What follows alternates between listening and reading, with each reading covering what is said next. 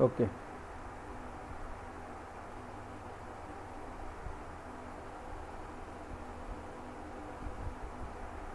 So we are discussing about consolidation settlement, right? And we are somewhere here. We have left the last class here. So calculation of settlement of one dimensional consolidation for normally consolidated clay we have discussed, and we have seen how from laboratory experimentation we could calculate the value of settlement for normally consolidated clay. And for that we have understood the concept of finding out compression index, that is the value of Cc. Okay. So, this is called actually compression index of soil, and we have seen that compression index can easily be found out from the laboratory experimentation and from the E log P curve, that is basically the void ratio versus the logarithm of effective stress curve, and the slope of that slope of the curve you will be getting, that slope will be called as the compression index. And once you know the compression index, we should be able to very easily calculate the value of the settlement, provided we know the initial void ratio of the soil, which is nothing but the E naught. Okay. And once you know the E naught of the soil and you know the incremental stress amount in the soil, then it is nothing but just to put the things in the formula and calculate the values. However, you see the step by step process is coming from the one dimensional consolidation test only. So this is very important, because you need to understand the basic of it. This one dimensional consolidation test, where from which we should be able to plot this kind of graph, and from that we can get the value of compression index. However, you see today I will show you from some other slide of settlement analysis. When we will be discussing about settlement analysis of soil, there is another one chapter dedicated for this in your syllabus, where we will be discussing about Indian Standard Code 8009.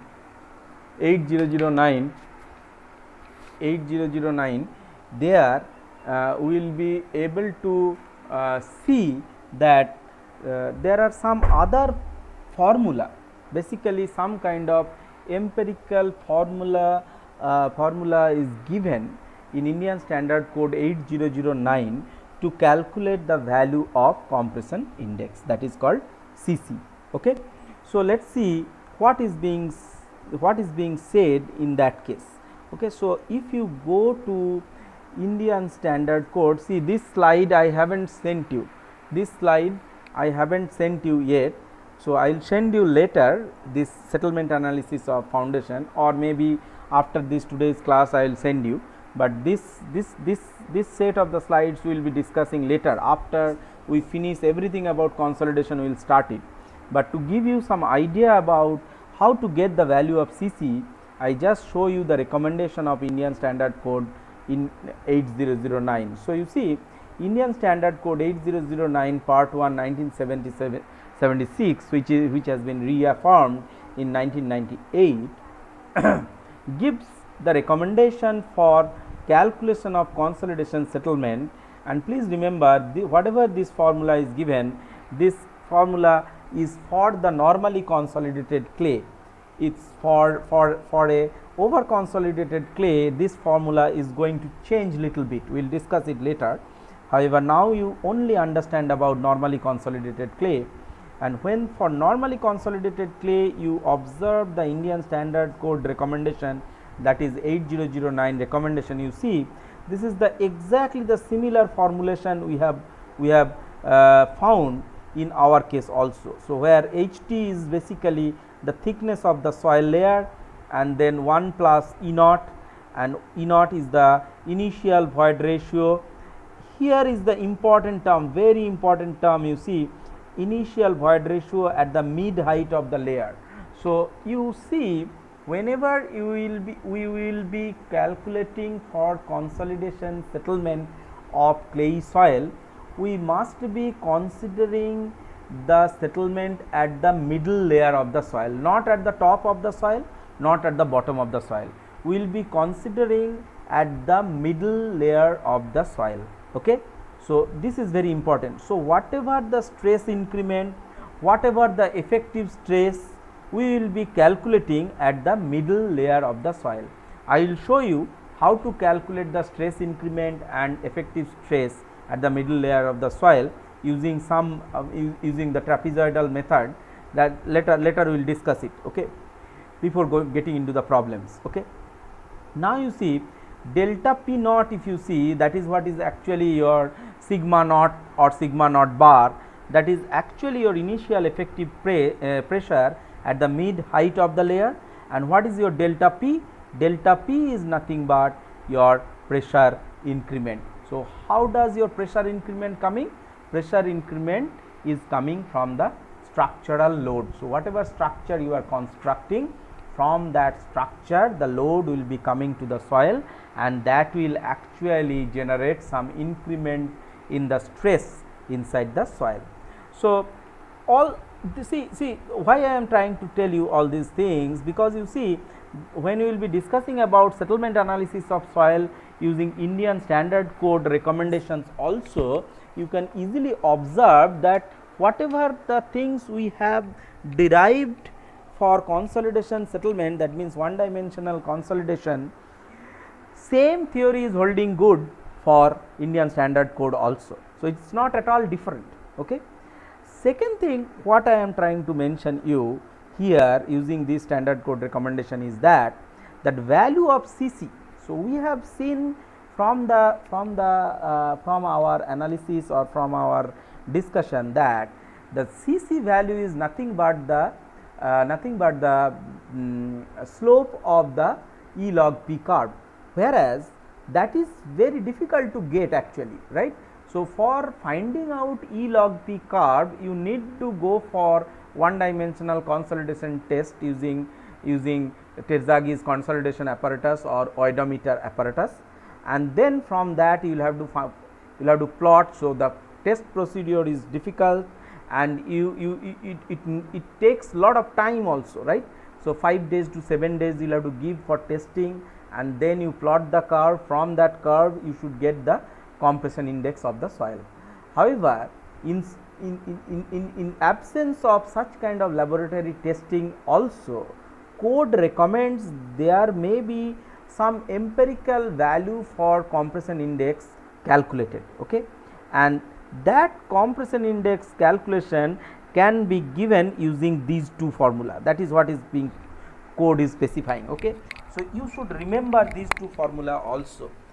These two formulas are important. I have seen that in case of competitive examinations, in case of engineering service or gate examinations, many cases you need to use these two formulas directly to find out the value of compression index. Okay, so you should remember these two formula. So what does these two formula is saying? You see, the value of compression index Cc can be found out using 0.009 multiplied by WL minus 10, where WL is nothing but the liquid limit of the soil. So if you get a soil sample, if you determine its liquid limit, then knowing the liquid limit you can easily calculate the compression index using the recommended formula by Indian Standard Code 8009. On the other hand, you have seen that we can easily calculate the initial void ratio of the soil, that is E naught.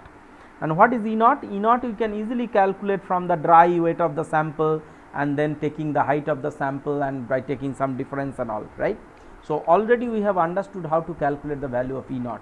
So if you know the initial void ratio of the soil, in that case also you can very easily calculate the value of compression index Cc and this value is given by 0.30 multiplied by E naught minus 0.27. So, I suggest you just remember these two formulas. Okay, these two formulas needs to be remembered. Cc equal to 0.009 into WL minus 10 and Cc equal to 0.30 into E naught minus 0.27. So, once you know this value of Cc, it is very easy to find out the value of settlement. Okay. Sorry. Now, you see this P naught bar or P naught bar is very easy to calculate, because P naught bar calculation you have already learnt in your 4th semester course where you have learnt about the effective stress calculation of the soil mass. Okay. So, effective stress calculation of soil, when you do, how do you do it? You just multiply it with unit weight of soil and the height of the soil. So, gamma H is going to give you the effective stress in the soil. Okay. Now, this gamma, depending on the soil layers, it will change, as well as depending on the presence of water table, this gamma value will change. That is what we have already understood while we have discussed about bearing capacity theory in the previous chapter. Okay. So, the effective stress calculation already you know, it will only depend on the weight of the unit weight of the soil, and unit weight of the soil will depend on the property of the soil, and for clay there may be some unit weight, for sand there may be some different unit weight, and then for saturated soil there may be some different unit weight. When the water table is present, then the soil may be submerged, and for effective weight calculation, in such case you need to use the submerged weight of the soil. So, these things you already know, and from that you should be able to very easily calculate the value of P naught bar, okay, or sigma naught dash, whatever. Okay. So, these terms in different books or different times you will be noticing in different ways. So, P naught bar is nothing but sigma bar, or sometimes it will be called as sigma dash. So, whatever it may be, it is basically the initial effective pressure. Please understand here this point very clearly, this mid height of the layer, that means the clay layer for which you are trying to find out the consolidation settlement. At the middle of the layer only you will have to find out what is the value of that effective stress. You should not find it out at the top of the layer or at the bottom of the layer, only at the middle of the layer you will be finding it out. When you will be taking a problem, you will be understanding it more clearly. Okay. So, this part, once I hope this part is very simple to understand, we have already discussed it. Only thing you should remember, Cc equal to this and Cc equal to 0.30 E naught minus 0.27. Okay. So, considering these two, now I need to understand, or we need to understand, how to calculate the value of this delta P. And what is this delta P? Delta P is nothing but the pressure increment. Now, let us see how can you calculate delta P very easily. See, you can calculate the value of delta P very easily, as I have mentioned you, in case of point load. In case of point load, you can very easily calculate it using Boussinesq equation or Westergaard's equation, which I was supposed to tell you later, and I will tell you how to calculate the value using Boussinesq and Westergaard. But leaving Boussinesq and Westergaard also, you can find out the value of the stress increment using this kind of diagram. You try to understand this diagram very clearly. Okay. So, this diagram you see speaks about the stresses in soil mass. So, today I think today morning only I have sent you one handout document from Debashish Moitro's book. Okay. There are some problems of consolidations are also given. We will discuss those problems in the class today only. But before that, you see, this is how the stress increment can be calculated.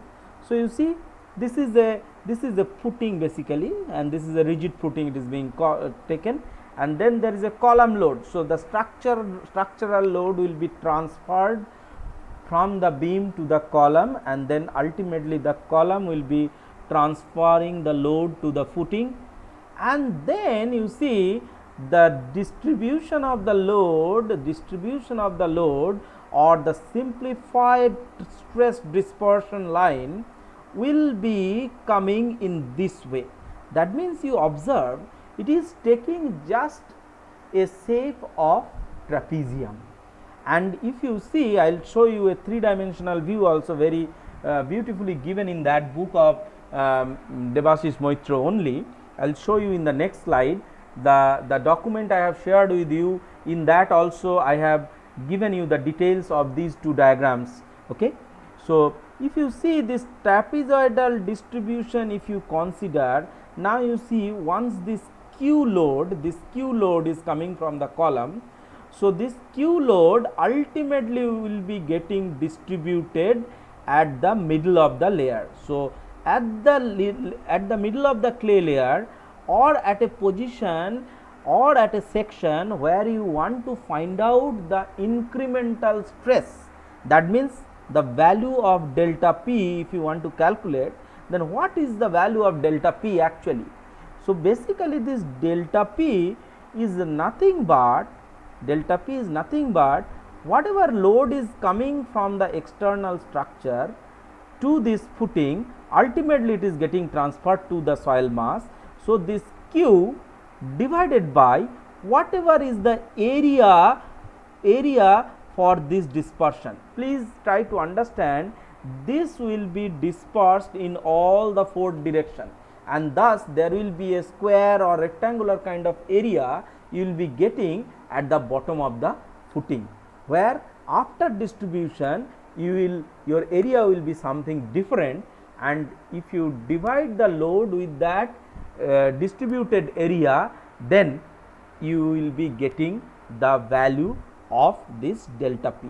I think the next slide will be making it more clear. So see this.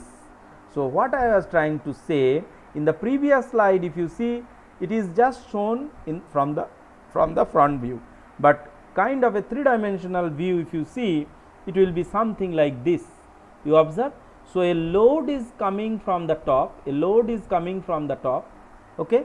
Now let us say it may be a point load, or it may be distributed load per area, that means it may be small q kilonewton per meter square, or it may be capital Q. So the total load whatever will be coming onto this footing is nothing but this small q multiplied by this L into B. In this case it is written as Q into L, B into L.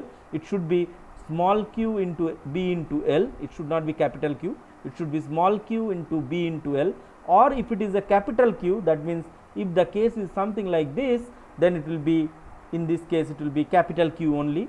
And then you see, then what you will have to do, then it is nothing but your this multiplied by this, okay. So this square term should not come, I think there is something mistake in the book. So it will not be squared, okay. So this square term should not come. Please, when you will be studying, I'll be showing you in the problem, this square term should not come. So Q into B into L plus Z by B plus Z. Yes, it should be L plus Z by B plus Z. This is typographical mistake. This should not come. Is it clear? This square term should not come. Okay. So I will correct the slide later on. So whatever handout I have sent you, I think these square terms are also there, because from that book only I have taken this portion. Okay. So you see how the load is getting distributed. You see this from this footing, it is a straight line with a slope of 1 horizontal to 2 vertical. Please understand this, 1 horizontal to 2 vertical, this slope of this line. That means what is happening? Suppose from here to here, if the depth is Z, then what will be the horizontal distance? The horizontal distance will be Z by 2. Basically this is the slope of the line. So 1 horizontal to 2 vertical, and this is what is the trapezoidal load distribution all about. So whenever you will be considering the trapezoidal load distribution, the load will be distributed in a fashion where from the base of the footing there will be a sloped line. The line, the slope of that line will be one horizontal to two vertical only. So you must remember this, one horizontal to two vertical only. So you must consider this 1:2. So this 1:2 slope if you consider, then you see at a depth z where you need to calculate the consolidation settlement, at that depth only you will have to calculate the value of delta p, right. So incremental stress at that depth. So at this depth if you want to calculate the incremental stress, then you see if the footing length is L and the footing breadth is B, then if you drop a perpendicular from here, then on this side this length will be L, this length will be L, and what will be this portion of the length. So you see the length for this portion, that means from here to here if you drop a perpendicular, from here to here if you drop a perpendicular, then you see this is 1:2. So one horizontal to two vertical. Now this, if this is z, from here to here if this depth is z, that means from the base of the footing at the point where you want to find out the stress increment, if that depth is equal to z, then how much will be this one, this horizontal length, because one horizontal to two vertical, that means if you move two vertical, then you should move one horizontal. That means if you move z over here, then you should be moving on this side z/2. It is coming just simply from the from the slope of this line. So this will be z/2 on this side. Exactly the same way you see on this side also, on this side also it will be z/2. So what will be the length over which this total load, this small q into L into B would be distributed? The length over which it will be distributed, you see it will be L plus z/2 plus z/2. Okay, so it will be going, it is going to be L plus z. That means you see for any trapezoidal load, any kind of incremental load calculation using trapezoidal load distribution method, you will have to just directly find out the value of the length of the footing plus this z. And what is this z? Z is nothing but the depth of the depth of the middle of the clay layer. This point is very important. Depth of the middle of the clay layer from the base of the footing. You must remember this. So the z in this case is, again I am repeating, it is the depth of the middle of the clay layer at which you are finding out the consolidation settlement. It is the depth of the middle of the clay layer from the base of the footing. Is it clear? Now you see exactly the same way if you go for the other direction B, what you are going to get? You are going to get B plus Z. So the area over which this q kilonewton per meter square load will be getting distributed will be L plus Z into B plus Z. So what will be the area? L plus Z into B plus Z, not L into B. This is what is very important. Okay. So incremental load calculation needs to be calculated at the middle of the clay layer, considering the trapezoidal load distribution of the stress using this dispersion method. So that way this incremental load, that is sigma, delta sigma z, or you can say delta p naught, whatever it may be, or sometimes you say delta p, whatever it may be, it will be nothing but your q into BL. So this also we should not say q, this should not, it should not be capital Q, rather this is not capital Q, it should be actually here. If I insert a text, then it should be small q. Okay, so it is small q into B into L plus Z by B plus Z. Okay, rather if I just write it again, so better you let me write it again. So it will be nothing but Q upon Q into B, sorry, not small q, it should be small q into small q B L by this one L plus Z multiplied by B plus Z. Is this clear? So this is actually your delta P. This is going yes, divide q किए, yes, again I have deleted it, sorry, just a minute, just a minute, I will again explain. See, here only I am writing. Okay, see what is happening, text box when I write, yes.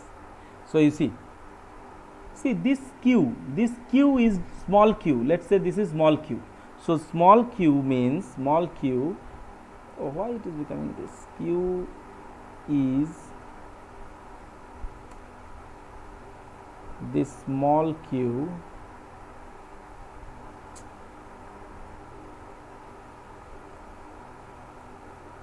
this small q is what?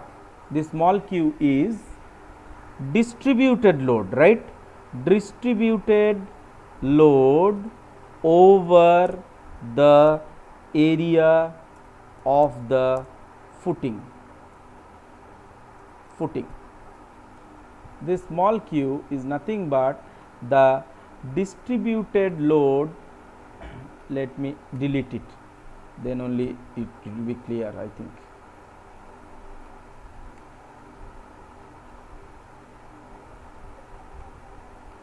Okay, so so if this is distributed load over the area of the footing, in that case you see q is given in what? In that case q is distributed over the area means what will be its unit? Its unit will be kilonewton per meter squared. Okay, so it will be kilonewton per meter squared. Now once this is a distributed load, so how much the total load will be coming over this L into B? So the total load will be so total load coming on to the footing, will be how much? It will be this distributed load, which is the unit is in kilonewton per meter square. So it is this one multiplied by this length of the footing multiplied by breadth of the footing. So B multiplied by L. So this is the total load which is coming on to this, and this we can say is equal to capital Q. That means the total load whatever is coming on to the footing. Let's say instead of this load is being distributed, it is coming something like this point load. So you need not to multiply it with capital B and L, because this Q will be directly getting transferred to this footing, and then ultimately it will be getting transferred. So total load is coming on the footing as Q. However, not always you will be getting a point load directly coming onto like this. Sometimes you will have to get it using this formula. Okay, so small q multiplied by B into L. So this is the load coming onto the footing. Now this is actually your incremental load. So the incremental load, if you see, I write it again here. So the incremental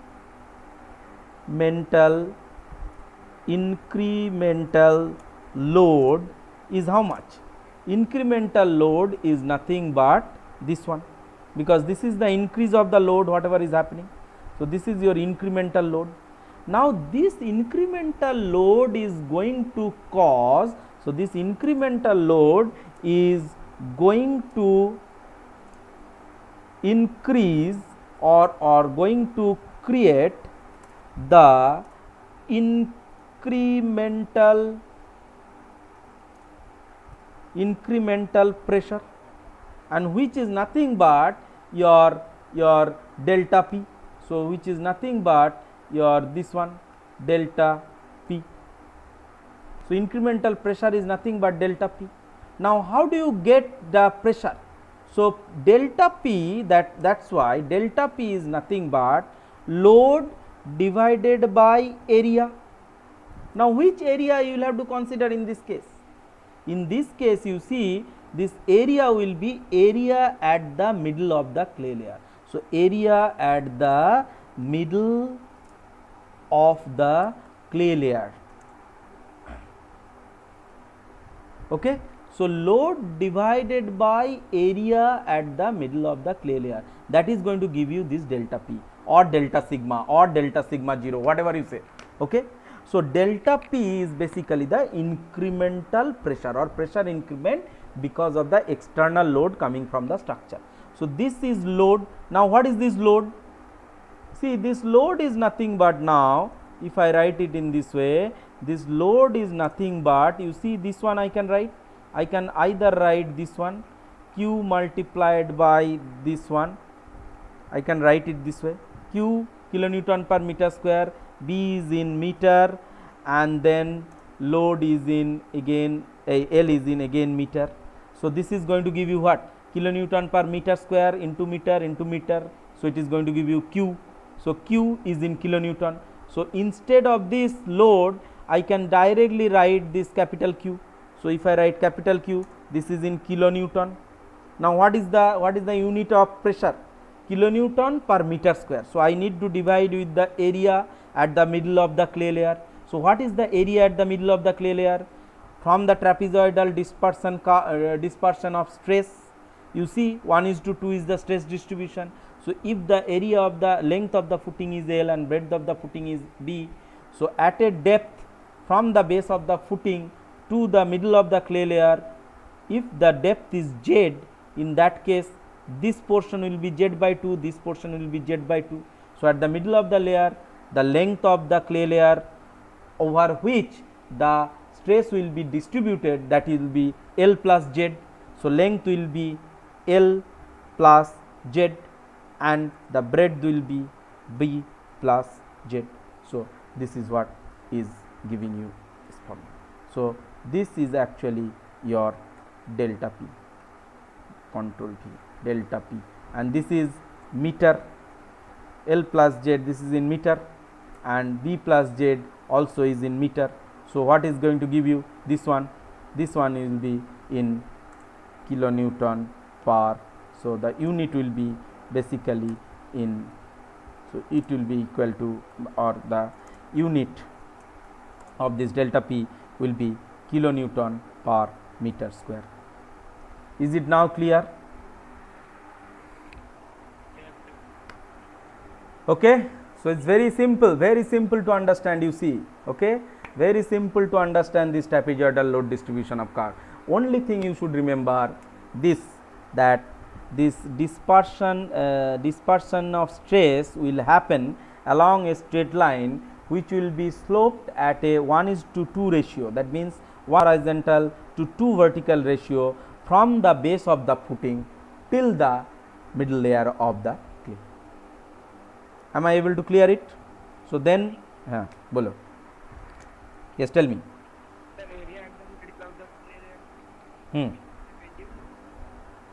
area of the middle of the clay layer क्या होगा, बोलो. हाँ, और एक बार बोलो, सुनाई नहीं दिया ठीक से.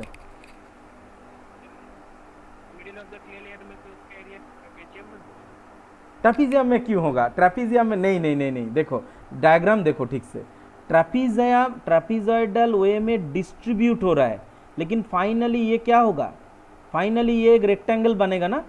इधर का प्रोजेक्शन आके एक एल बनेगा, इधर का प्रोजेक्शन आके एक बी बनेगा, उस तरफ भी, इसका पीछे के तरफ भी एक प्रोजेक्शन आके L बनेगा, इसका तरफ भी एक प्रोजेक्शन आके B बनेगा. सो एक एरिया बनेगा. Why it will be trapezium? Trapezoidal distribution is happening in the vertical direction. Please understand, the slope line is in the vertical direction. Okay, so at the bottom of this, at the bottom of the layer, it will not be trapezium. Just at a from the suppose there is a rectangular footing, from the rectangular footing in all the four direction there will be sloping. Okay, so sloping kind of load distribution, and at the end, at the layer, when you will be reaching the middle layer, at that portion it will be again a rectangle, and the length of the rectangle will be L plus Z, at the breadth of the rectangle will be B plus Z. See, you think about it. Okay, just little bit think about it and you will understand. Just I give you one example, you just try with it. Okay, just take a big book, बड़ा वाला चौड़ा वाला जो किताब होता है, ठीक है बड़ा सा एक किताब लो और उसके ऊपर एक छोटा सा किताब रखो, ठीक है. सो क्या होने वाला है, एक बड़ा वाला किताब रखो, उसके ऊपर एक छोटा सा किताब रखो. सो बड़ा वाला छोटा वाला किताब का कॉर्नर से अगर बड़ा वाला किताब का कॉर्नर को ज्वाइन कर देते हो तो यही डायग्राम मिलेगा. ये बड़ा वाला किताब है, ये छोटा वाला किताब है, ये ऊपर वाला, और नीचे वाला बड़ा वाला किताब है. बड़ा वाला किताब का ऊपर वाला प्लेन है. एक बड़ा सा किताब रखो, ठीक है, और उसके ऊपर एक छोटा सा किताब रखो. लेट से एक कॉपी रखो, तुम्हारा जो बड़ा सा कॉपी होता है वो कॉपी रखो, और कॉपी के ऊपर एक बुक रखो, और assume think about it that वो जो बुक है वो है तुम्हारा फाउंडेशन, और नीचे वाला जो बड़ा वाला कॉपी है वो है क्ले लेयर का मिडिल लेयर. सो अगर बुक का कॉर्नर से एक लाइन, स्ट्रेट लाइन एज्यूम करो, एक स्ट्रेट लाइन ज्वाइन कर रहे हो, कॉर्नर टू द कॉपी का कॉर्नर में ज्वाइन कर रहे हो, तो क्या होगा, वो ट्रेपेजियम जैसा दिखेगा चार साइड में. बट एट द एंड वो कॉपी क्या ट्रेपेजियम होने वाला है, copy will be always rectangle. Am I able to explain? Is it clear now? समझ आया? हाँ, ठीक है. Okay, let us now go to the some problems. Okay, so see, please understand, again I am repeating, only now we are discussing the case for this one. Sorry, only now we are discussing the case for NC clay. What is NC clay? Normally consolidated clay. And for normally consolidated clay, this is the formula. And what is being, we have reconfirmed that IS 8009 is also telling the same formula. So we will proceed with this formula, and we have seen how CC can be calculated using IS 8009. So CC, for CC, IS 8009 is giving some empirical formula, and from that empirical formula you have seen that CC is nothing but 0.009 into WL minus 10. This is what we have seen, 0.009 WL minus 10, and CC equal to, another one formula is there, 0.30 into E naught minus 0.27. So in case the value of CC is absent from the laboratory test, then you can use the value of CC using these two empirical formula. But the best value of CC can be only obtained using the laboratory consolidation test, where you will be generating the E versus log P curve, and from the slope of the E versus log P curve you should be calculating the value of CC. Okay.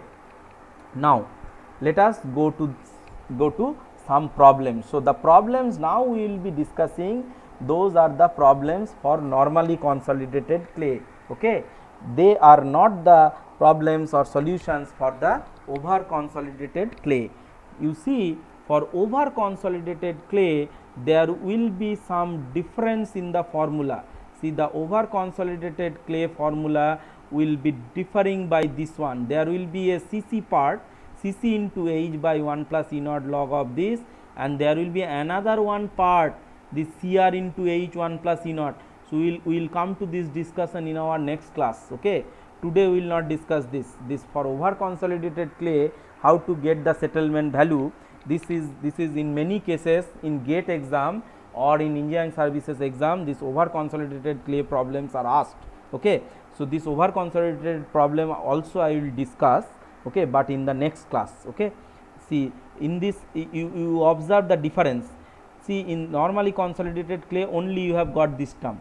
In over consolidated clay you see this normally consolidated clay term is there, along with that there is some other term, and you observe there is another one term is introduced, that is called CR. Okay. And this CR is basically called rebound index. This is called rebound index, okay, or slope of the rebound curve. Okay. So, this one or this one is called rebound index, or this is also called swell index. Okay. So, we will discuss how to get to this figure. This part you have understood, but how to get to this figure will come to it later. Okay. So, in the next class we will be discussing in detail about this OC clay, over consolidated clay, not now. Okay. So, the problems now we will be discussing, they are for normally consolidated clay. Okay. So, today morning I think I have sent you a PDF document where 4-5 problems are solved. Okay. One by one we will try to take up 1 or 2 problems and then try to see how these problems are being worked out. Okay. Then you will get some idea. So, let us go to the problem. Do you have any doubt till this point? Then otherwise I will go to the problems. Do you have any doubt? Okay. So, let me go to the problems then.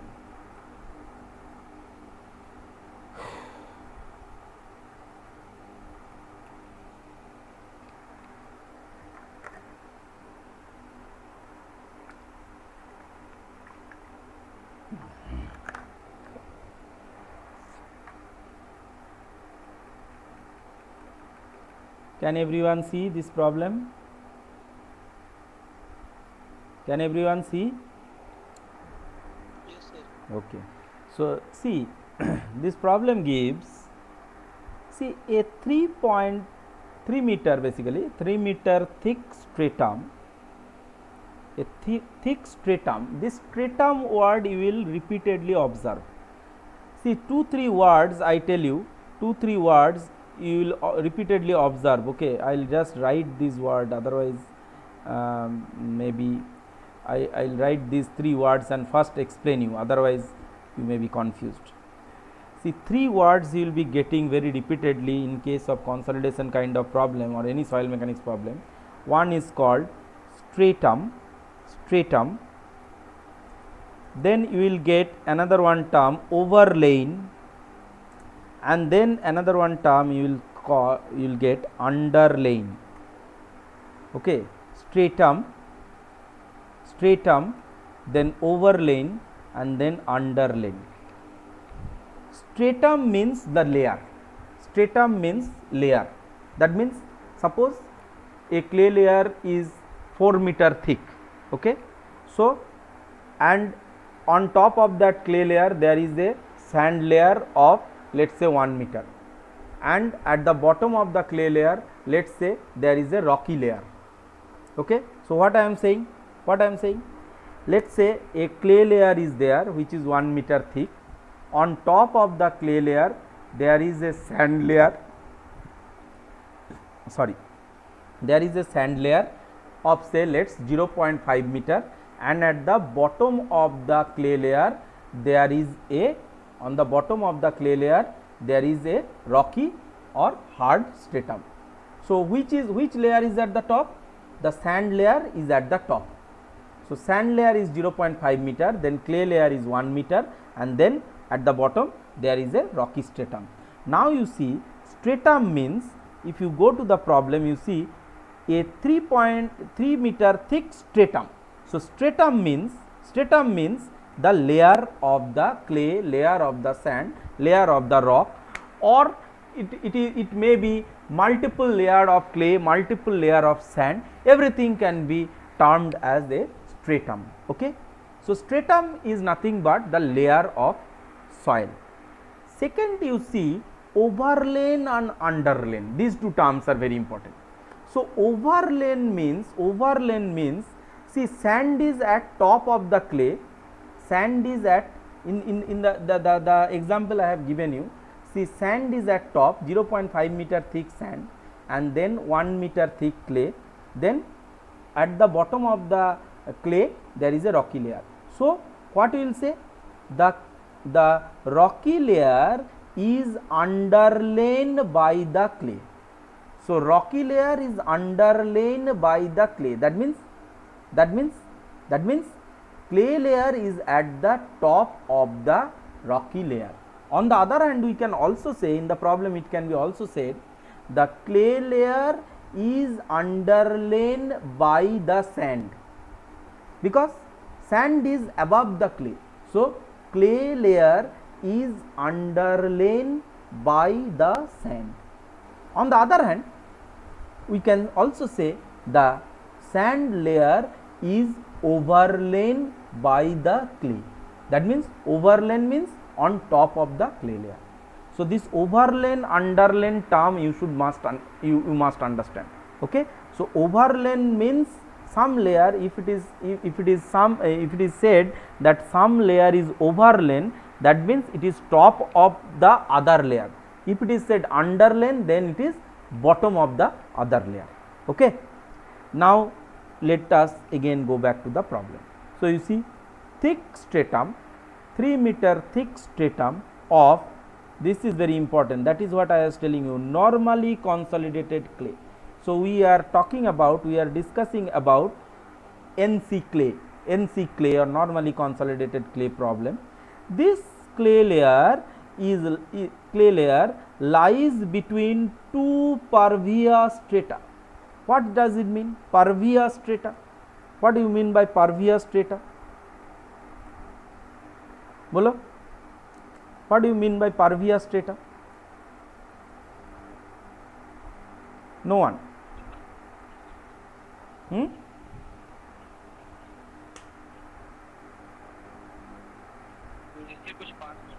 Yes, pervious strata means it's a permeable layer. That means pervious strata means sandy layer, because you see, a clay layer, if it is sandwiched between two rocky layers, then will the water be able to move out of the clay layer? Rock is not permeable. Okay. So clay is having very low permeability. So if clay is having very low permeability, in which direction the water will flow? So if you want to have consolidation of clay properly and one dimensional consolidation theory to be applied for a clay layer, then obviously at one side of the clay layer there must be some pervious layer. There must be some pervious layer, otherwise no consolidation can happen. Okay. So what I am trying to say, suppose I'll just draw a diagram, and then you will be able to understand. Let's say this is your ground level, this is your ground level. Okay. So at this is your ground level, and let's say at the this is your ground level, then you see this is another one layer, then you see this is another one layer, and then you see this is another one layer. So the problem whatever we are discussing, what is said, at this layer from here to here, basically this is a pervious layer. That is what is being said, right? So this is a pervious layer. So this is a pervious layer,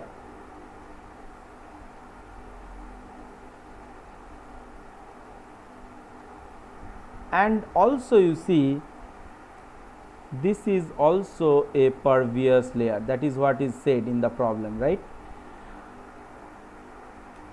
So what I am trying to say, suppose instead of this, and this layer is clay layer, obviously. First let me mention this also. So this layer is a clay layer.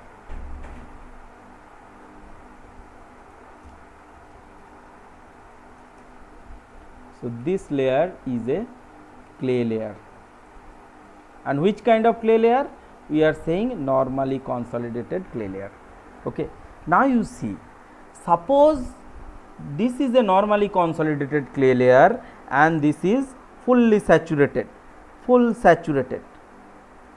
then only the permeability the consolidation will happen. This is fully saturated. Okay. Now, you say you think about a condition, let us say this layer is not pervious and this layer is not pervious. Let us say this is rocky layer. So, rocky layer and this is also rocky layer. What will happen? Will this clay layer consolidate? Vivek, tell me. Will this clay layer consolidate? This is a normally consolidated clay. On top of this, the rocky layer, on bottom of this there is another one rocky layer. Will this clay layer be able to consolidate? Who will tell? Anyone?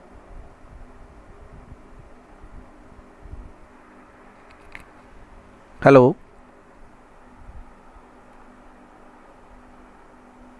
No one? Tell, Utkarsh tell, Subhadeep tell, no one is able to tell. Tell. Will consolidation happen for this clay layer if this is rocky layer and this is rocky layer? Hello?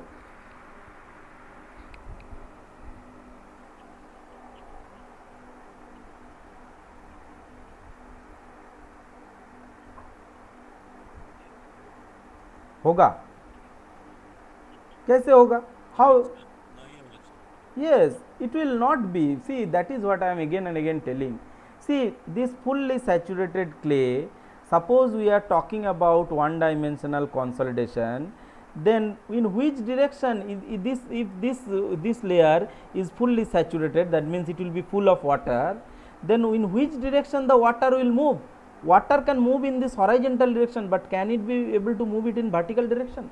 So, one dimensional consolidation generally it will be moving up or down, right? So, there is no way the water will be finding any path of moving out from this. So, this consolidation may happen, but it will not be one dimensional consolidation. Okay.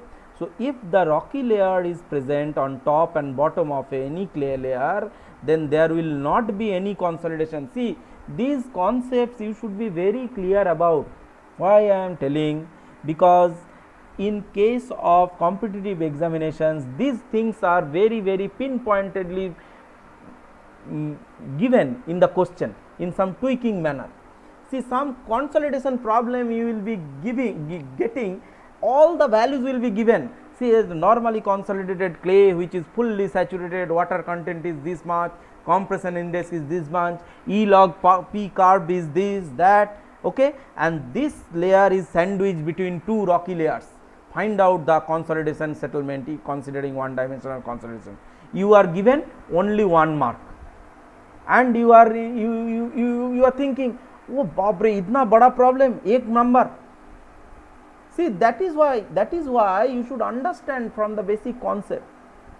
See, in that case you will have to say that there is no consolidation, because the clay layer is sandwiched between two rocky layers which are purely impervious kind of layer. So, impervious layer means there is no permeability. If there is no permeability of the soil, so the water of the saturated clay will not be able to move out of the soil, move out of the clay layer. So, there cannot be any consolidation of the soil. Is it clear now? Okay. So, if it is clear, then we will go to the problem. So, what this problem is saying, this is a pervious layer, and at the bottom also there is a pervious layer.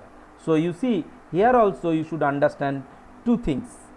One is, if this at the top of the a clay layer, if it is sandwiched between two pervious layer at the top and the bottom, then you see the drainage path the water will get on the upward direction as well as in the downward direction. So, this kind of condition is called two-way drainage. This is a very important term. So, two-way drainage to happen, if two-way drainage to happen, there must be a presence of pervious layer at the top and at the bottom of a clay layer.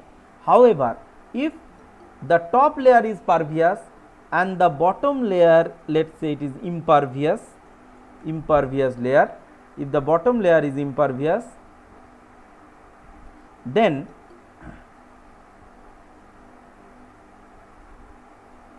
this Anik Maharatna should I admit?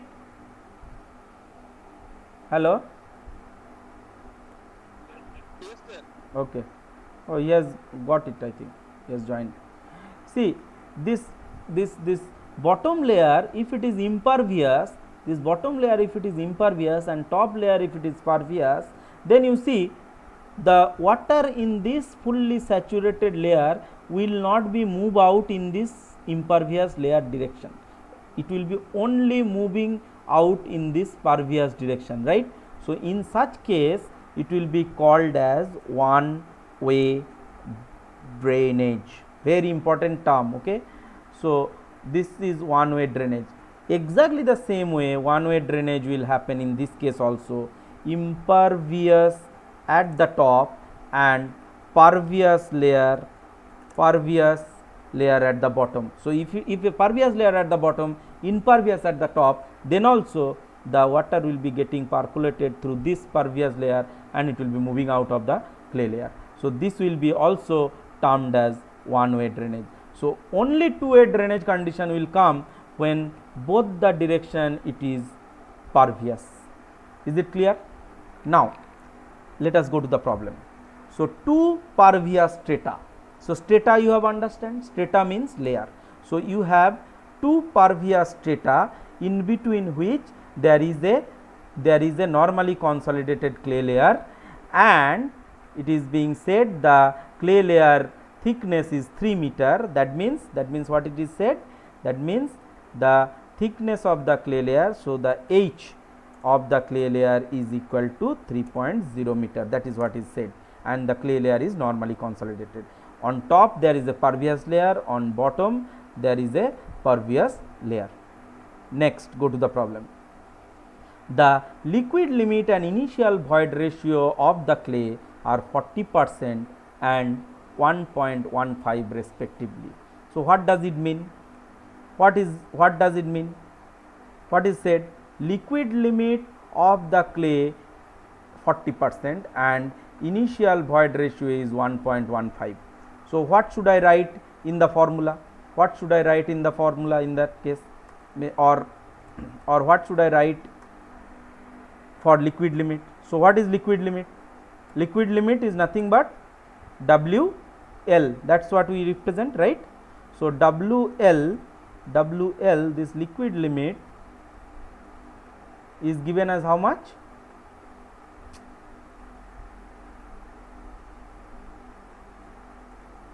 Equal to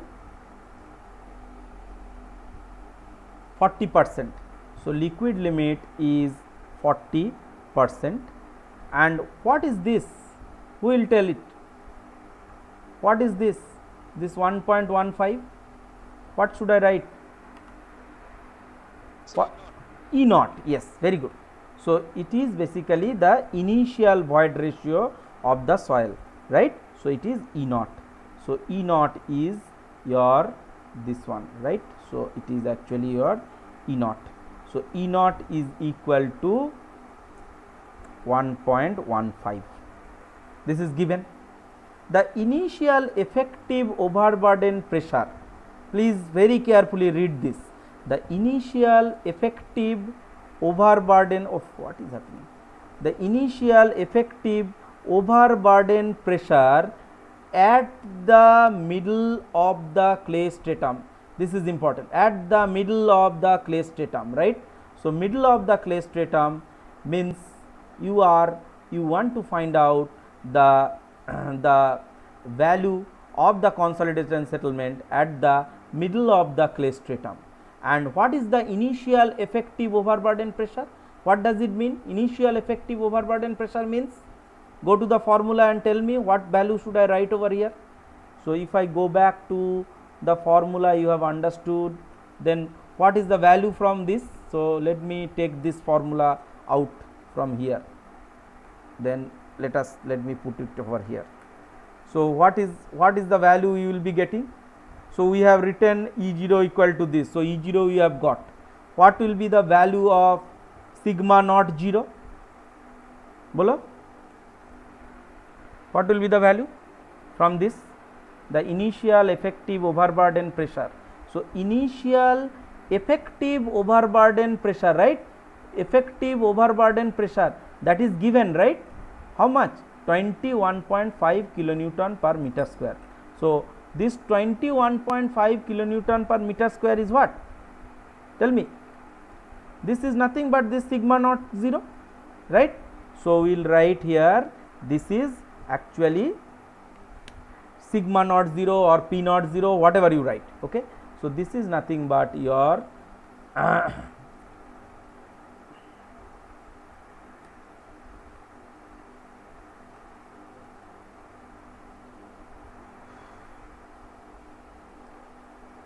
sigma is over here, sigma, where is sigma?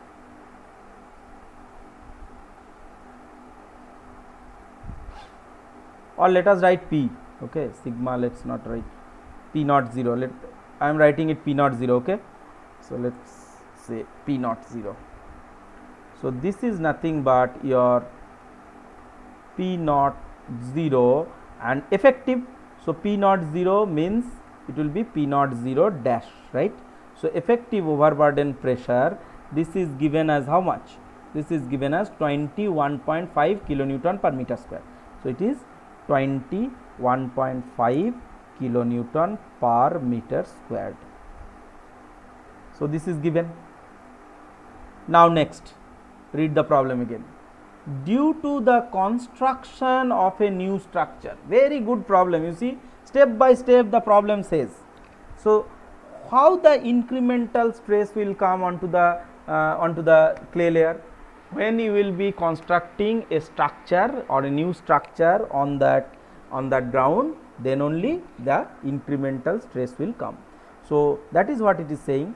Due to the construction of a new structure at the site, the stress increment at this level is calculated as 15.5 kilonewton per meter square. That means the incremental stress. So what is the incremental stress? Can anyone tell? What is the incremental stress? So increment delta sigma dash or delta P dash, right? So let me write it P. I am writing it P. So I will write it. Oh, what is happening? Equation. So let us write it something like this. This is your, why equations are coming? Delta, where is delta? Delta.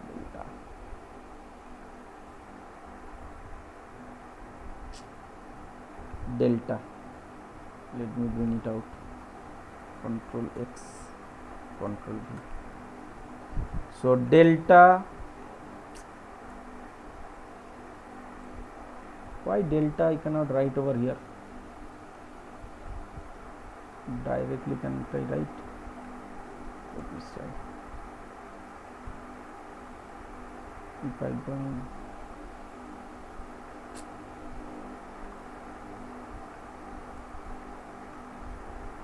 I have written some delta where, then I will bring it over here. Just a minute.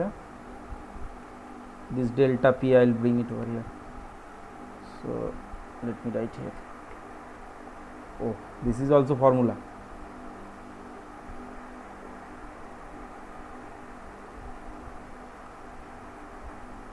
So let's say delta P, this delta P is equal to how much? Delta P is equal to, where is the problem? Delta P is equal to 15.5 kilonewton per meter square. So delta P is equal to 15.5 kilonewton per meter kilonewton, that is what is the problem of meter squared. Okay. So once you have this, so delta P naught dash you know, delta P dash you know, E naught you know, LL you know. Now you will have to come to this formula and find out what is the value of settlement. That's what is asked. That's what it is asked. Estimate the consolidation settlement of the structure. Then what you don't have in the equation, you tell me. What you don't have in this equation? Bolo bolo.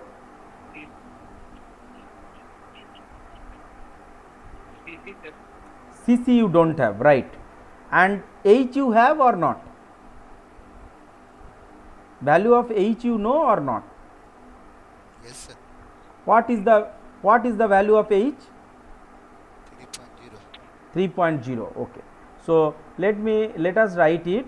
H we know, that is 3 meter, or if we go it in centimeter term, because settlement will not be in meter. If you calculate it in meter, it will be 0.01 meter or something like that. So you can always convert this meter to centimeter and use it in the equation. So 300 centimeter. Now what is the value of your CC? So how do you get the value of CC? That is what is very important now. So how do you get the value of CC? What is CC? CC your compression index. So how do you get the value of CC? Do you have E log P curve? Anything is being spoken about in this problem about E log P curve? Any data is given from E log P curve? How do you find out value of CC? Sir by formula नहीं निकाल सकते 0. Yes, so 0, absolutely correct, that is what I am asking. So 8009 recommendation we will use, right? So empirical formula 0.009 into WL minus 10, correct? So this is going to give you 0.009 multiplied by, what is the value of WL? WL is 40 minus 10. So it is going to be 30 minus 0.009. How much it will be? 30 minus 30 into 0.009.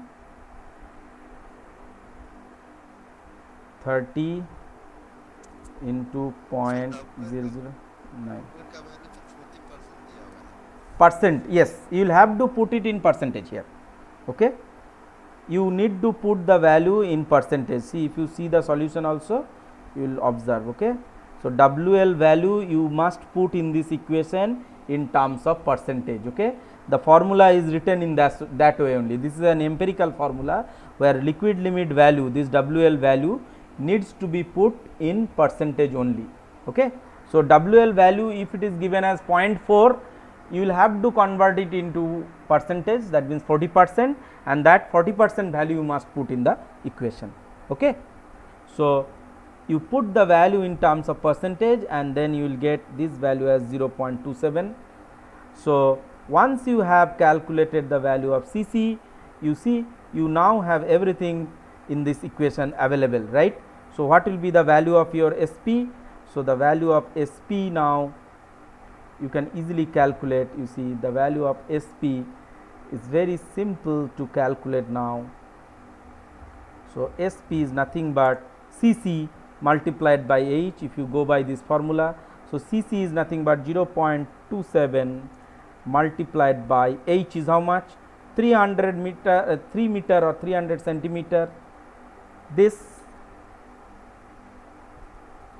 then divided by 1 plus E naught. And what is E naught? E naught is initial void ratio, right? And E naught value is 1.15, that is E naught, and then log of what is there? Sigma naught 0. So sigma naught 0 means, so let me put a third bracket. So sigma naught 0, you see P naught 0 you have calculated, this is nothing but sigma naught 0. So this is 21.5 plus, what is the incremental stress delta sigma? delta sigma or delta p dash is nothing but 15.5. So, this is 15.5. So, let me put a bracket over here, log of this, and then divided by what is this, sigma naught dash. So, what should I put here, 21.5. So, if you calculate this value, you are going to get the value of the settlement at the middle of the clay layer. So, in this problem, one thing you should very carefully observe, that it is being asked that you calculate the settlement at the middle of the clay layer, right. See, always I have mentioned you, the consolidation settlement will be always calculated at the middle of the clay layer, but in that case you must not do a mistake that when you will be asked to find out the consolidation settlement at the middle of the clay layer, you should not take half of that depth. The depth of the clay layer will be equal to whatever depth is given in the problem. Is it clear? However, when you will be calculating the incremental stress, at that time you will have to consider, you will have to go up to the middle of the clay layer, and there you will have to calculate the area of the soil on which the incremental load is acting. So, in this problem, that problem is not there. So, directly you are putting the value of this 300. See, it is being said that middle of the clay layer. So, you should not take, instead of 300, you should not take 150 for the value of H. That is what I am trying to tell you. Okay. So, if you calculate this, you are going to get the value. Okay. So, please go through this problem and you can easily solve it. So, see, that is what is being written over here. So, see, this log is base 10. Okay. Please understand, this log is not E base. Okay.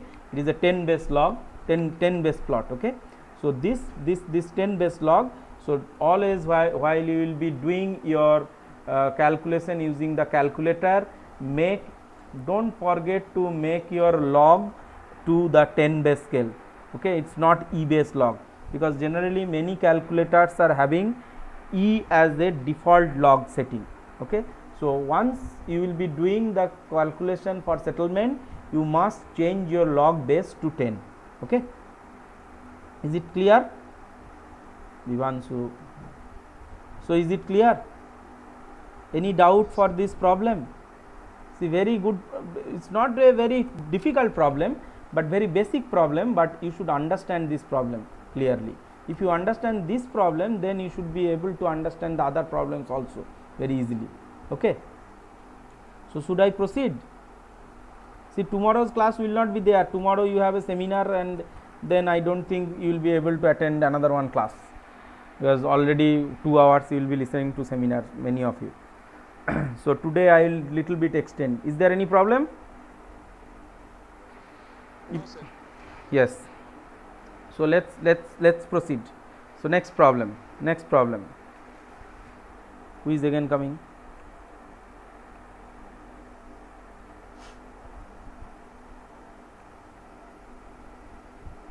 Okay. Let us now go to the next problem. दिख रहा है सबको? Problem दिख रहा है? थोड़ा सा हल्का स्कैन में आया. या a concentrated force of 75 kilonewton. See, this problem we can solve in two ways. One is using the trapezoidal load distribution, as we have understood, as well as we can use Bozino's equation. Okay. So, I think this in the book, this is being solved using maybe Bozino's. Okay, but we can always take it using trapezoidal load distribution also. There is no problem in doing that also. Okay. So, let us read the problem first, then we will try to solve it. Okay.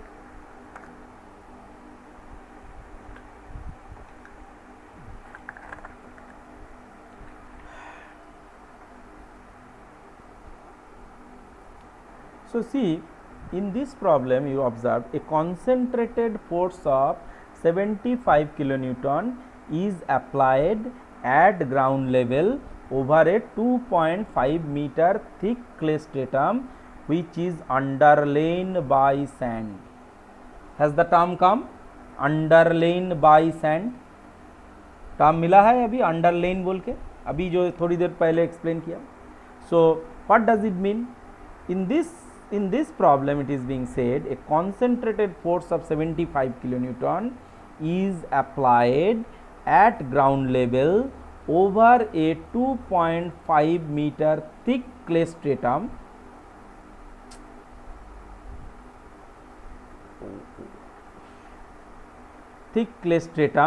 which is underlain by sand, okay, and the water table is at 0.5 meter below the ground level. The water table is at 0.5 meter below the ground level. The properties of the clays are as follows. Gamma is given, gamma saturated is given, WL is given, E naught is given, everything is given, okay. So from this you will have to find out the compression of the clay stratum due to the external load. Now you see in this problem, as I have told you that you may do it using trapezoidal load distribution, but in this case you will not be able to do it using trapezoidal load distribution. Why? Because you see here the footing size is not given in the problem. Notice, observe this problem. In this case the footing size is not given. It is being said a load directly is acting on the clay layer, okay, and a load is just kept on the clay layer, and because of that what will be the consolidation settlement of the clay layer, that you need to find out, okay. So for that what you will have to do, you will have to use Boussinesq equation. Boussinesq equation I will explain, but before that let us understand the problem as a whole. Boussinesq equation only will be requiring for finding out this delta p value, but other parts let us try to understand first, then we will go to Boussinesq, okay. Boussinesq is very simple equation, I will explain you in 5 minutes, you will understand, okay. So you now tell me this underlain by sand, what does it mean, underlain by sand? Underlain by sand means this is a sand layer, and then there is a clay layer just below it. So underlain by sand, sand is above the clay layer, so underlain by sand, and it is not said that below the clay layer which is the layer. We are not bothered about it, it may be a impervious layer also, doesn't matter, okay. So it is not being said in the problem, and what is said, there is a point load, you see there is a point load is acting on this, there is a point load is acting on the layer, and thus this point load will be transferred to this clay layer, and for that you will have to find out what is the settlement for the clay layer, okay. Now considering this problem, let us again try to put it in this way. This WL, what is the value of WL? So liquid limit value is given, so you see WL is 48. Now you see what is the value of E naught is given over here, so initial void ratio 0.88. so let us write E naught is equal to 0.88. now you tell me what is the thickness of the clay layer. It is being said the ground level over a 2.5 meter thick clay stratum. So 2.5 meter thick, so clay stratum thickness is how much? 2.5 meter, right? 2.5 meter thick clay stratum. So this 2.5 meter thick clay stratum is being loaded with a concentrated load, that is how much? The load is given as 75 kilonewton. So this concentrated load is being acted. So let us say, so let us write over here, from this only I am taking. So this load is actually 75 kilonewton. So this is nothing but your capital Q, if you understand, okay. So 75 kilonewton load is acting, and then you see in this problem another two thing is given. The water table is at 0.5 meter below the ground level. Okay. The water table is at 0.5 meter below the ground level. So 2.5 meter thick clay stratum which is underlain by sand. So underlain by sand, it's a little bit this thing lies at a depth of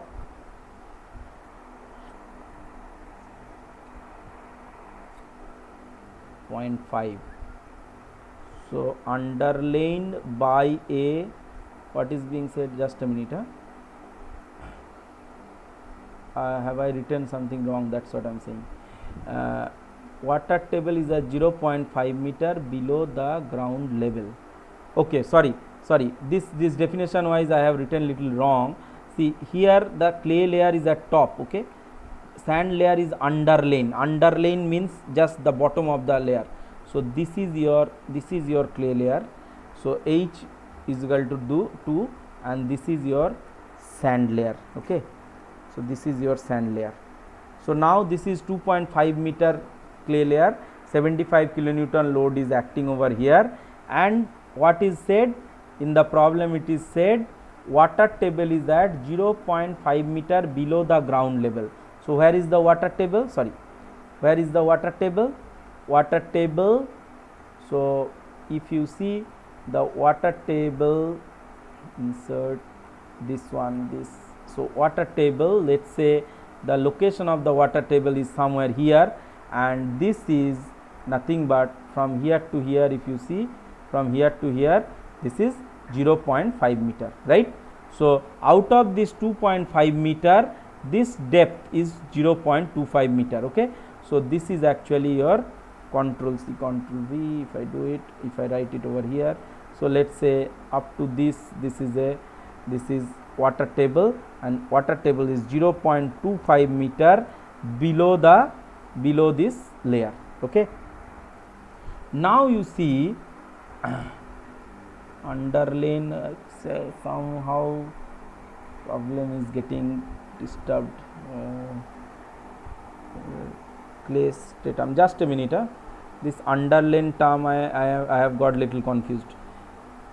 Thick clay stratum, which is, there is a thick clay stratum, 2.5 meter thick clay stratum, which is underlain by sand, which is underlain by sand. So which is underlain by sand, that means which lies at come to the average, which lies at 0.5 into 17.5. What is 17.5? 0.5 meter below the ground level. Water table is at 0.5 meter below the ground level. Properties of the clay are as follows: 17.5 gamma saturated, 19.1 WL E0. So water table is at 0.5 meter below the ground level. 0.1, yes. So that is what गलत हो रहा है, ये आप लोग बता नहीं रहा है, ये 0.25 नहीं, 0.5 metre below the ground level, right? You are not saying how much is it, 0.5 meter. So water table, here it is the water table, right? So this is the present level of water table. So water table is located over here. Now what you will have to do, you will have to find out the value of settlement at the middle of the clay layer. Okay, so for finding out value at the middle of the clay layer, you will have to find out this P naught 0 dash. So how do you find out this P naught 0 dash? Tell me, bolo, how do you find out?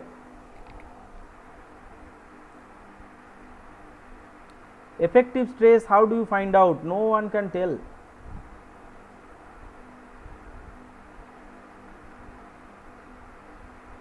Force by area. Force by area is effective stress.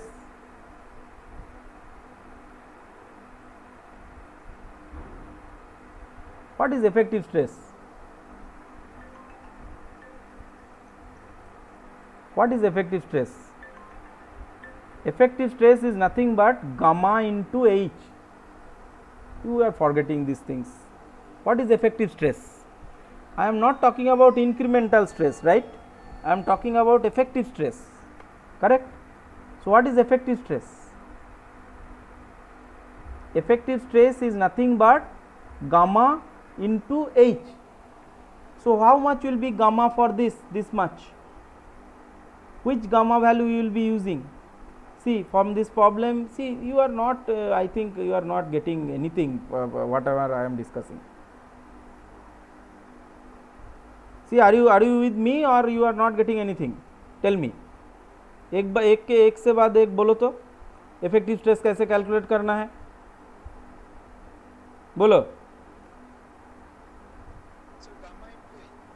So, how do I calculate effective stress at the middle of the clay layer? So, how do I calculate it? Effective stress at the middle of the clay layer. How do I calculate it? Tell me. So, this is the clay layer. This is the clay layer. At the middle of this layer, how do I calculate the effective stress? Bolo.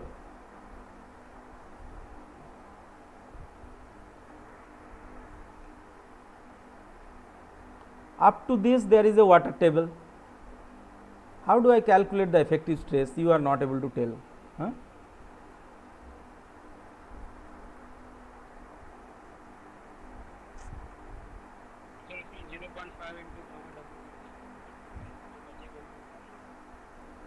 बोलो ठीक से बोलो. हाँ, P naught 0 क्या कैसे करेंगे बोलो. Then I'll write, because if you do not understand then there is no meaning of going forward. So, up to this depth, who was telling? Utkarsh, right? Bolo, how do I write it? You tell me. What should I write? 0.5 multiplied by what should I write? 0.5 from here. Gamma, this gamma will write, right? Because up to this there is no presence of water table. So, normal value of gamma I will be taking, gamma bulk will be taking, right? So, this is 17.5. So, gamma bulk is nothing but 17.5. Then what I will do? Up to 0.5 meter I have calculated. Then what is up to what depth I will have to go and calculate? Up to what depth I will have to go and calculate? 2 metre तक गलत बोल रहे हैं. See, this is the total thickness of the clay layer. 2.5 meter is the, yes, at the middle of the clay layer. See, that is what I am saying. See, you will have to go, you need to go to the middle of the clay layer. Suppose this is your, this up to this it is 0.5 meter. Let's say let me little bit reduce this thickness of the layer and show you again. So, let's say I remove this. Let's say this layer is little thicker. Okay. So, if this layer is thicker, where you need to find out? You need to find out the value at the middle of the clay layer, at the middle of the clay layer. And what is the middle of the clay layer? From here to here, from here to here, this middle of the clay layer, from here to here, what is the distance? This depth is how much? Bolo? Yes. So, this depth is 1.25. So, if this depth is 1.25, so how much will be this much depth? So, there will be left depth. So, at this 1.25 meter depth, we need to calculate the value of P naught bar. So, we have calculated 0.5. This is depth multiplied by 17.5. Now, below this layer, below this, the presence of water table is there. So, up to this there is 1.25 and then minus of 0.5. This is what is your, this is where is your water table present. So, multiplied by what you will have to do? You need to take gamma sat minus of gamma w. That means you need to take the value of, for this you need to take the value of what? Gamma submerged. Yes, so submerged value you should take. So what is the gamma submerged value? Gamma submerged value is nothing but, you notice the gamma saturated is given 19.1 gamma w. Okay, so in the solution if you see the gamma w value, in this case they have taken 10. Okay, instead of 9.81 they are taking approximately 10. So let us take 10 only, or 9.81 also you can take. So this one is your 19.1. so gamma saturated is 19.1 minus 9.81 you should take, and that is going to give you the value of your P naught bar. Have you understood it now? Okay, so you see, you know P naught bar, and then you tell me what will be the value of H. See, please do not do mistake in this case. Here only the mistake generally happens. See, the effective stress or increment of stress always you will have to take at the middle of the layer. However, when you will be taking the depth of the layer, then depth of the layer here should be 2.5 meter only. It will not be 1.25 meter. Okay, so you should take 250. So if you see the solution there also you will observe it. Okay, so you see when the final calculation is being done, you see this is being taken 250 only. So the incremental stress or the effective stress you will have to calculate at the middle of the clay layer. However, while putting the value of H in the settlement calculation, you should put the complete thickness of the clay layer. You must not do any mistake for this case. Is it clear? समझ में आया? Okay. Next. So you once you know this H, then you can calculate the value of Cc. So Cc is nothing but 0.009 WL minus 10. Now you see WL is given as 48 in this case. So you just put a value of 48 minus 10 and you can easily calculate the value of this Cc. You can easily calculate the value of this Cc. Okay. So once you know Cc, see in this equation, then you have calculated everything. You know what is the value of E naught, because you see E naught is given in the problem. That E naught is given in the problem. We have said that is 0.88. So you see in this problem also you have found out the value of Cc. You have found out the value of Cc. You know what is the value of H. You know E naught. You know what is the value of sigma naught dash. You know value of sigma naught dash or P naught dash. What you don't know at this point, you see, what you don't know at this point, you see, you don't know the value of, this delta sigma or this delta P. So you don't know yet this value. This delta P dash is not known, or delta sigma dash is not known, and that is what is the extra part of this problem. Okay, so how do you calculate this value of delta P? So what is basically delta P? What is basically delta P?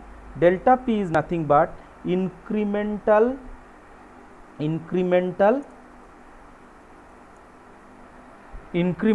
stress. So what is this incremental stress? So incremental stress will come because of what?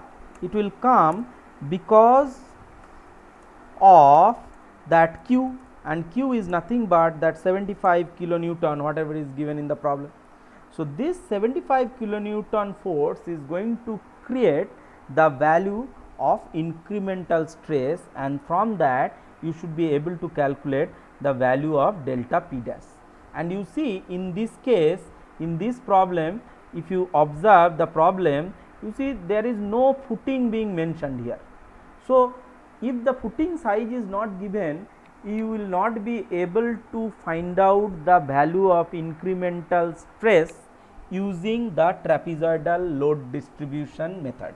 Okay, instead of that, because of the point load, you need to apply the formula as given by Bozinosk. Okay. Now Bozinosk equation, it's very simple equation. I will explain you. See that the this PDF only, in this PDF only I have sent you also the Bozinosk equation. See this, before this trapezoidal load distribution, this is what is actually Bozinosk formula. This is what is actually Bozinosk formula. You need to remember this formula. Okay, very important formula. You need to remember.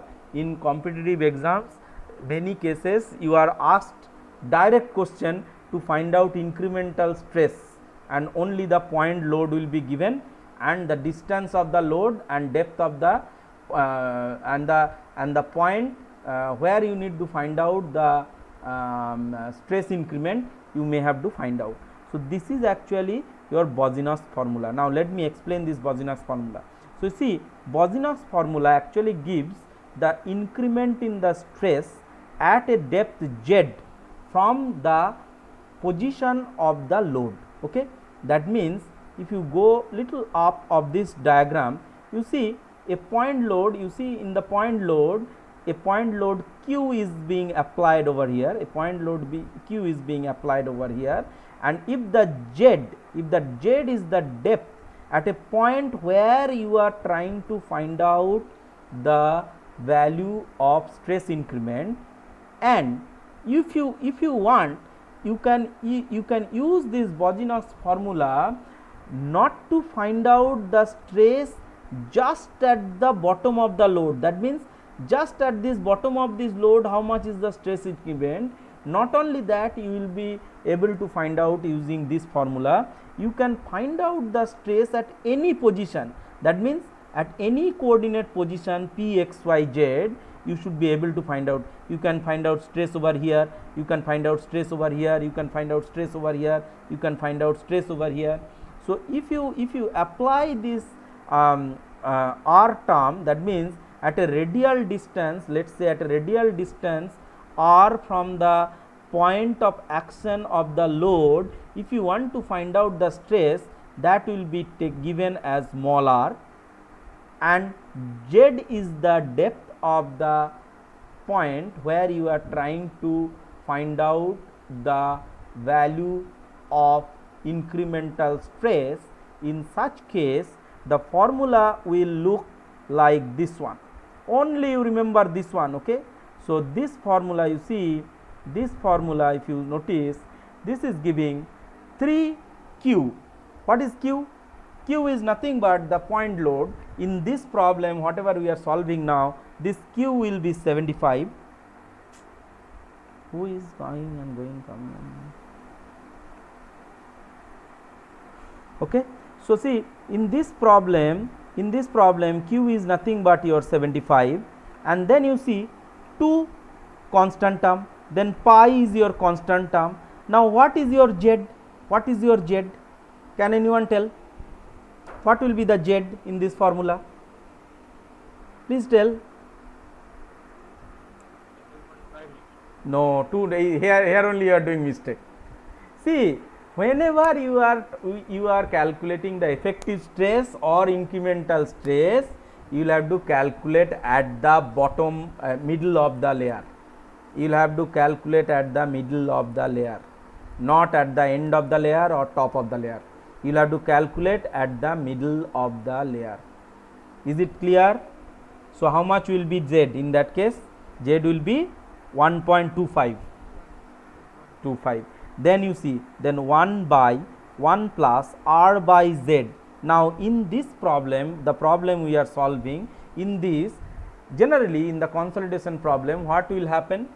R will be equal to 0, because we will be just trying to find out, if I go little up of this diagram. So if this is your load, just at the bottom of this load we will be trying to find out, at this point we will be trying to find out the value of the stress. So in this case, what will be the value of my r? The value of r will be becoming equal to 0. However, you see, the beauty of Bozinosk formula is that at any distance from this point load, at the bottom of the footing, you can be able to calculate what is the value of stress because of this point load, and that is what is actually Bozinosk. Okay. Similar formula is also given by Westergaard. I'll discuss in another one class about Westergaard's formula.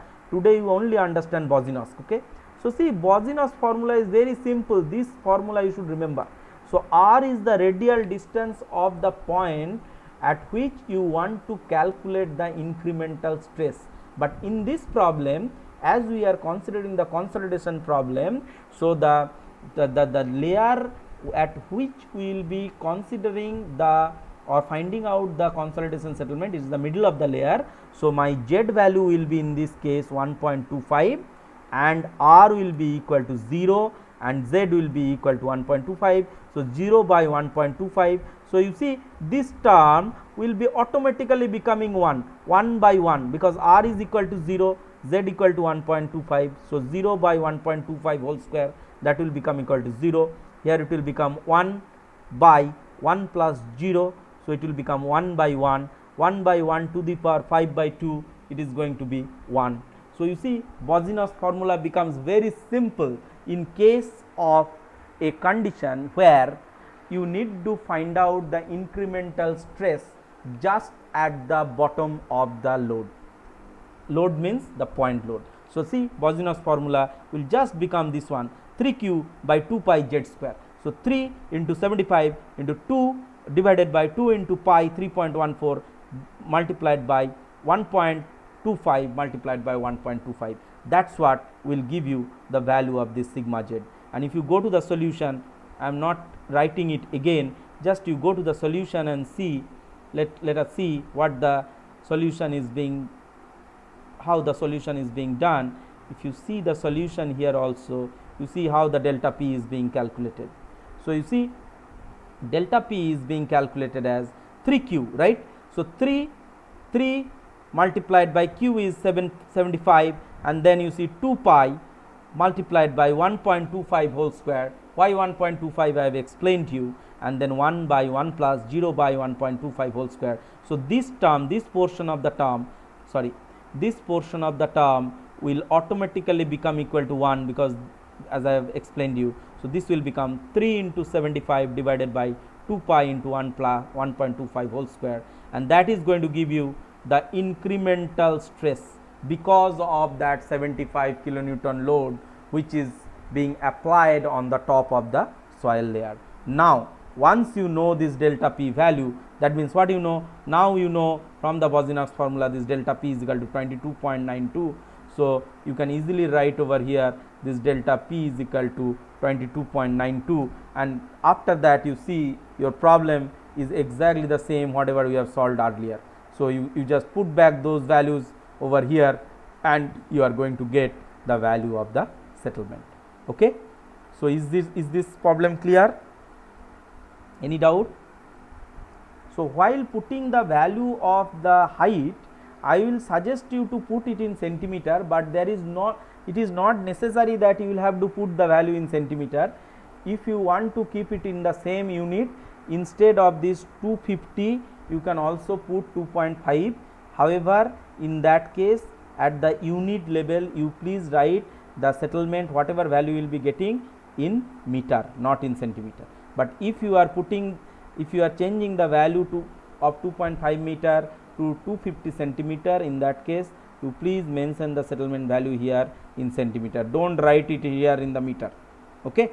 So this is all about the consolidation settlement problem. Not all about, another one good problem we will be discussing in the next class. Okay. So very good problem, you will have to understand this also. Then we will be moving for the other part of the consolidation. Okay. So is it clear to everyone? Have you understood? See, very carefully you should study those problems and try to solve by your own hand, otherwise you will not be able to get the feel of it and you will not be able to solve the problem. And believe me, consolidation chapter looks to be very difficult, but theoretically if you understand very carefully, then it's nothing, it's very simple. And I hope that the way I am trying to explain you are getting it properly. If you have doubt, you please go through the problem, then after that also if you are having doubt, we can again discuss it, okay, in the next class. But a little bit more complicated problem will be taking up in the next class, and then we will be discussing about the consolidation settlement for over consolidated clay also. Okay. So, I think let us stop here, almost 2 hours class completed. Okay. So, thank you, and let me take the attendance.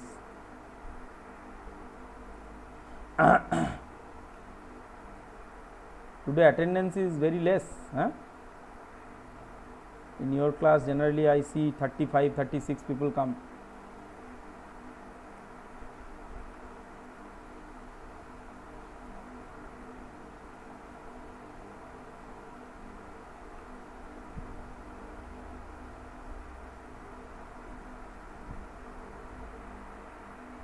Okay, attendance is taken.